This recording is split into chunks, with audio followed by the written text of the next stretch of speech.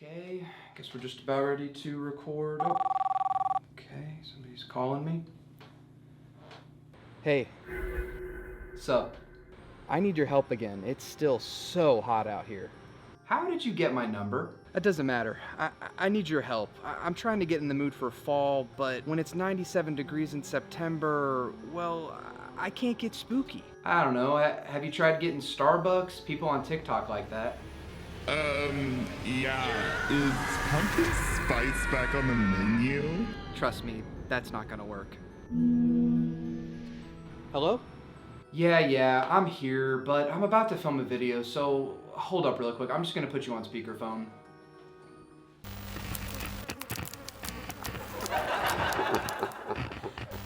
Here are 5 fall films. Well, technically one's a TV special, but it'll still help you prepare to get in the mood for the spooky season. You got a pen and paper ready? I'm only gonna read this once. Okay, ready. What did I say about being quiet? All right, let's get into it. Night of the Living Dead, 1968. Appropriately spooky, George Romero's classic sparked what we know as the zombie horror subgenre. Without this movie, horror would not be what it is today. And while it took me 33 years to finally finish it, this movie was on all the time around the house growing up. From childhood, I knew the iconic line, "They're coming to get you, Barbara," because my dad repeated it ad nauseum. The premise of the movie may be simple, but its earnestness, brutality, and lo-fi charm make it something deeper and more unsettling. It's uncompromising in its vision, and for a movie with such a low budget, it works wonders at creating true suspense and real terror. Having finished the movie right before recording this video, I'm still mulling over all of its concepts and themes. But the most obvious one that comes to mind is race relations. Subverting the expectations of the black man alone with the white woman was smart, and the movie continues to swerve audience expectations over 50 years later. The ending especially takes so many wild turns, leaning in a bit to becoming an action movie at parts, but it does eventually settle in as a disturbing portrait of the poisonous policies and racism sweeping America in the late 60s. Older horror tends to be a little bit slower, but like with a lot of my other favorite horror movies, even newer ones like The Wailing, slower horror can sometimes be even more effective. So don't write this one off just because it's in black and white, and for those who don't want that, there's even a full color version offered these days. Still, the movie looks incredible, and its graininess only adds this archival quality to it that this could be something real locked away in a vault somewhere. Whether you catch it as a special midnight showing or watch it at home alone in your living room, Night of the Living Dead will creep up behind you and haunt your dreams.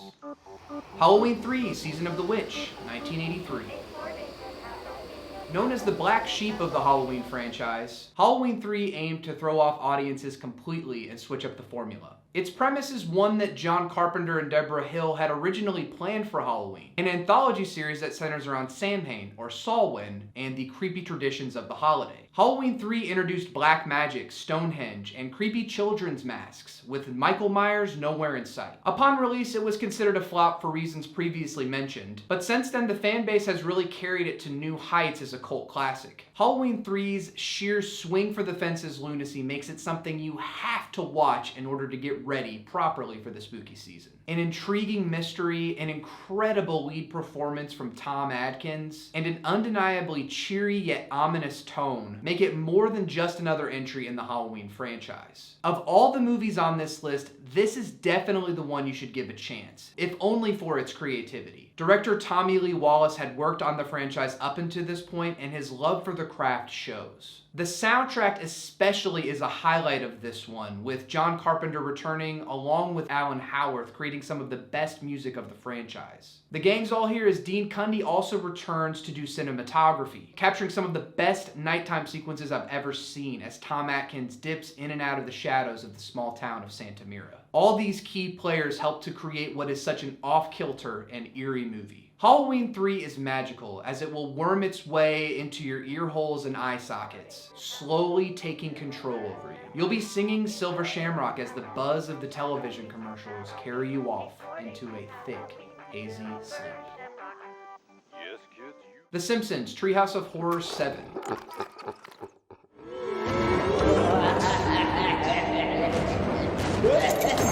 I know, not technically a movie, but we're counting it. Treehouse of Horror episodes were always something special, containing 3 to 4 mini episodes, all creative homages to the horror movies that made us the audience as well as the creators and animators of the show. I love these episodes so much growing up that my parents bought a DVD compilation of several of the episodes, which we threw on every year for Halloween, and sometimes just whenever we wanted to. Treehouse 7 specifically sticks out to me because one of its shorts genuinely terrified me as a child. The one in which Bart finds out that he has a twin brother who lives in the attic scared the crap out of me as a kid. Now I look back and laugh because the episode is pretty hilarious, but still kind of creepy. I wanted to include this one on my list because The Simpsons is pretty friendly to all ages, but also because The Simpsons just really nailed the tone in these episodes. Another classic moment in this one is the Kang and Kodos bit where they take disguise as Bill Clinton and Bob Dole in hopes to take over the earth. This is not only a highlight of the episode, it's a highlight of the entire series and something I still quote to this day. It makes no difference which one of us you vote for.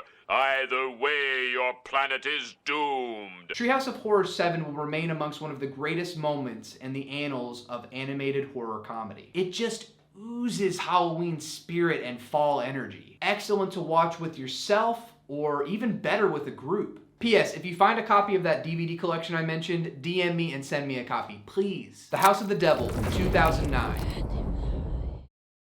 The reason we like horror movies, or at least the reason that I do, is the way that they can make you feel. Tense, dreadful, sometimes funny, sometimes absolutely terrifying. They are in complete control of the viewer if done right. House of the Devil exemplifies that idea, allowing the audience to sit in the discomfort of what we can only imagine is happening behind closed doors. In the movie, Samantha Hughes, who is played by Jocelin Donahue, a new crush of mine, takes a remote babysitting gig from a Mr. Ullman, played by the always creepy Tom Noonan. Taking cues from similar movies of the genre, it states that it's based on true events. It's parts slasher, satanic panic, and haunted house horror, while also generally being an homage to the films that made Ty West. Having watched this right after seeing Maxine, it's clear that Ty West loves to try and recreate the movies that inspired him with a fresh twist, and that's for better or for worse. This movie will help set the tone for Halloween in the best way. The way it creeps up towards its batshit ending is so fun to watch unravel. And Jocelin Donahue really imbues Samantha with this eminently likable charm. You'll be rooting for her and cursing her for breaking that vase the entire way. House of the Devil pairs well with a slice of pizza as well as a crisp night drive in a Volvo. The Conjuring 2013.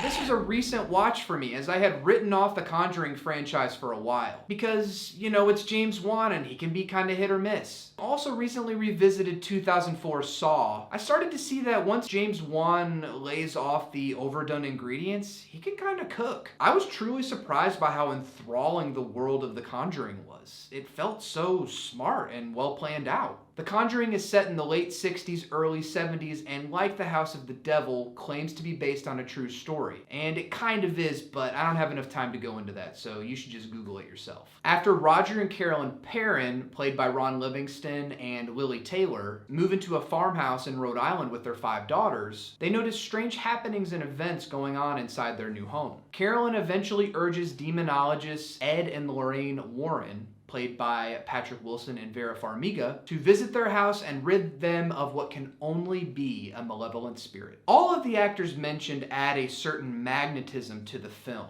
They all look so good on camera, and say what you will, but hot factor is part of the fun of going to the movies.